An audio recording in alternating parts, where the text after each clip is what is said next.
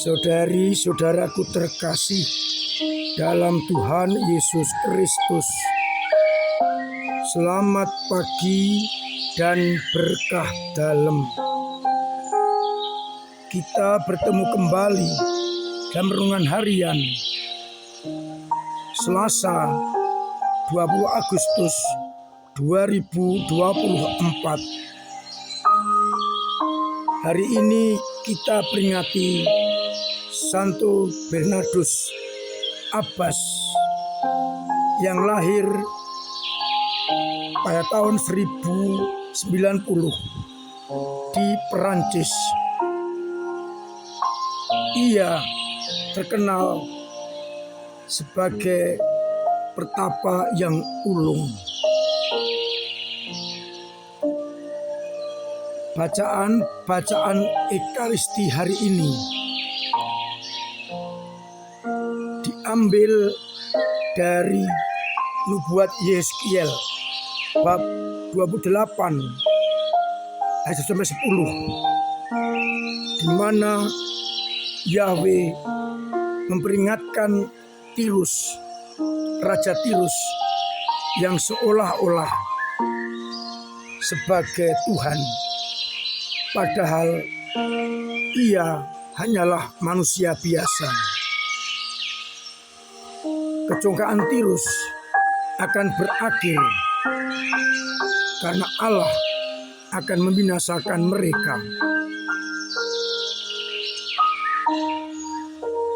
Tirus atau Raja Tirus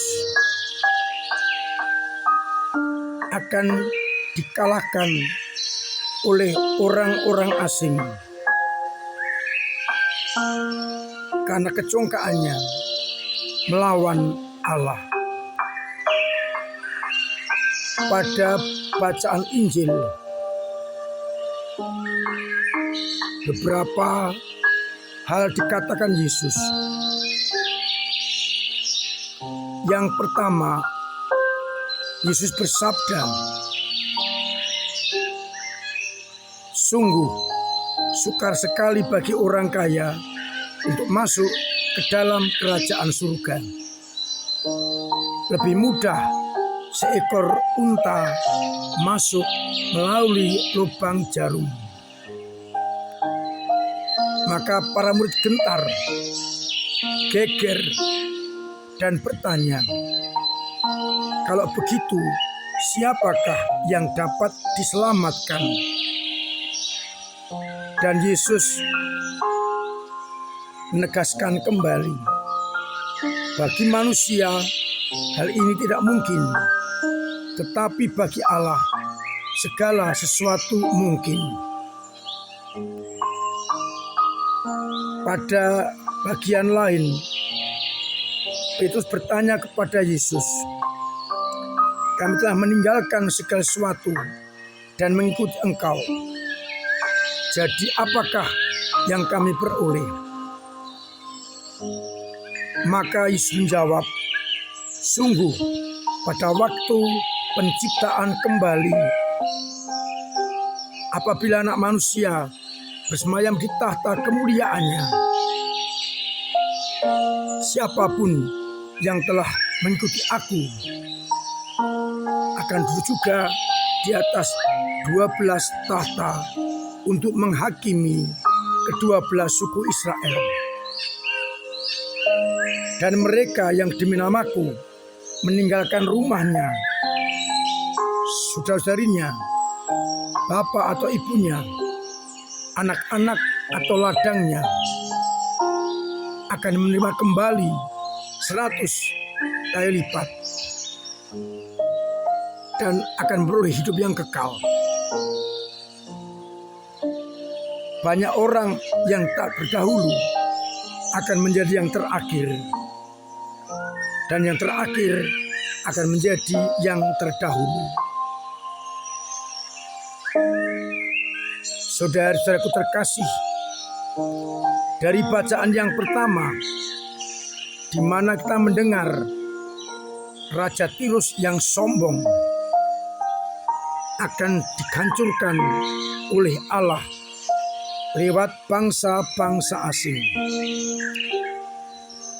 Karena Raja Tirus menganggap dirinya sama dengan Allah.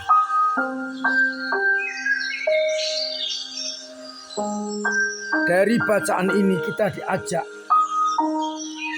untuk tetap rendah hati di hadapan Allah dan tidak menyombongkan diri.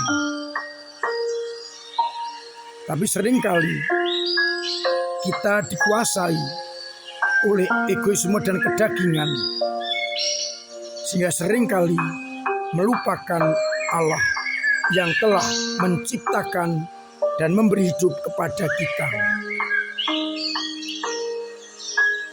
Maka belajar dari bacaan yang pertama, jangan sampai kita seperti Raja Tirus yang dihancurkan, dipukul oleh Allah lewat orang-orang asing. Di hadapan Allah, hendaknya kita rendah hati, menyerah dan menggantungkan hidup hanya kepadanya. Dari bacaan Injil, beberapa hal dapat kita renungkan. Mendengar sabda Yesus, sukar sekali bagi orang kaya untuk masuk ke dalam kerajaan surga. Lebih mudah seekor unta masuk lubang jarum. Itu tidak berarti orang kaya tidak bisa masuk surga. Kalau kita pergi ke tanah suci, di sana ada yang namanya pintu lubang jarum, di mana pintunya kecil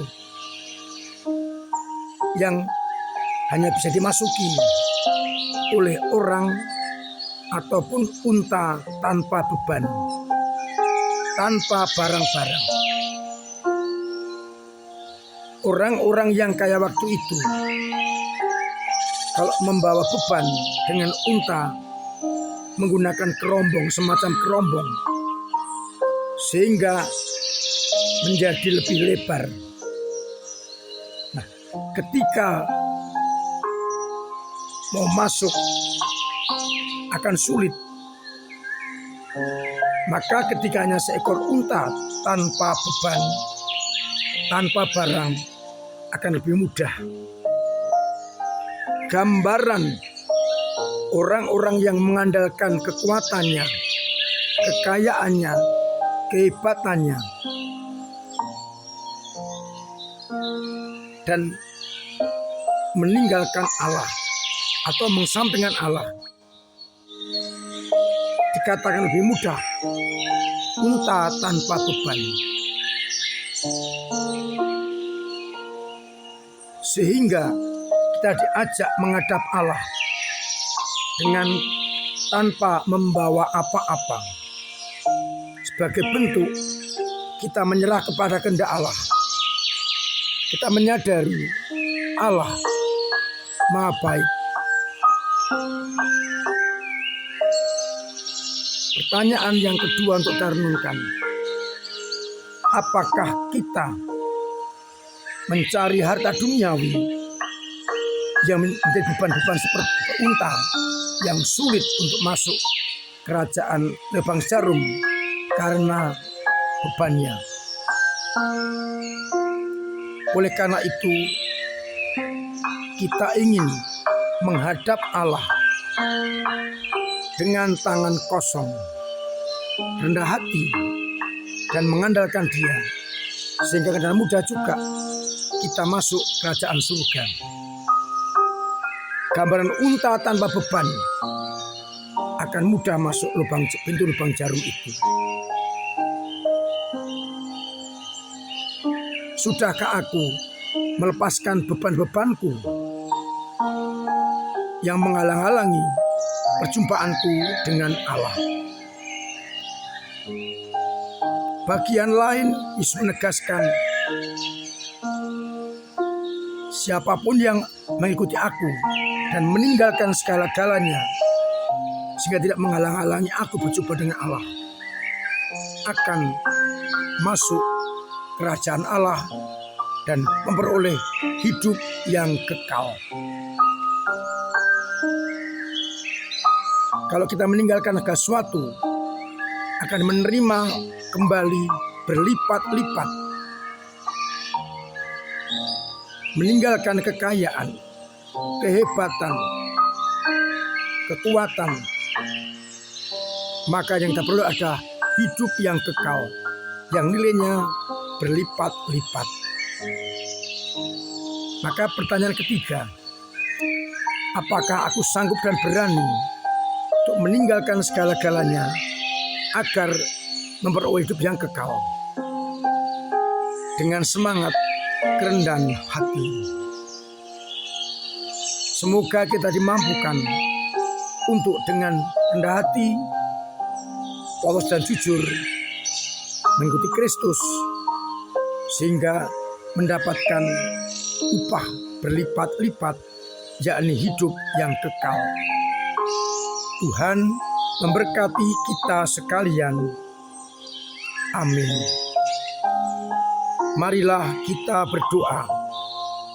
Bapa yang penuh kasih, kami bersyukur atas peringatan-Mu pada pagi ini, sehingga kami semakin mampu rendah hati, meninggalkan segala-galanya, dan kemudian mengikuti Engkau. Dan kepada kami, Kau beri jaminan keselamatan. Kuatkanlah iman kami yang kadang lemah, jatuh, dan mandek, agar kami tetap memiliki iman yang hidup. Semoga umat yang sakit Engkau sembuhkan, yang punya beban Engkau ringankan, yang punya persoalan Engkau bantu mengurainya, sehingga mereka tetap mengalami kasih sayang-Mu. Untuk itu, sertai kami dengan berkat-Mu sendiri, Bapa dan Putra dan Roh Kudus. Amin. Saudara-saudara terkasih, tetap saya ajak untuk memiliki pola hidup yang sehat, agar kita tetap sehat dan semua orang sehat.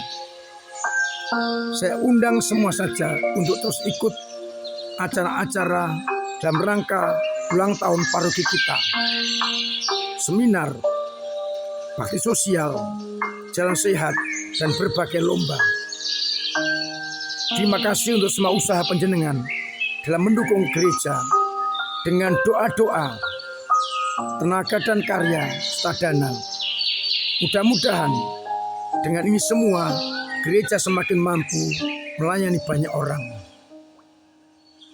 Mari bersama-sama kita sumbangkan talenta kita untuk kemajuan gereja, untuk hadirnya kerajaan Allah dengan sikap rendah hati, mengalahkan Allah,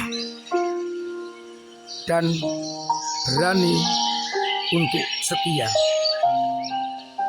Akhirnya saya mengucapkan selamat pagi, selamat merenungkan, salam sehat, Tuhan memberkati.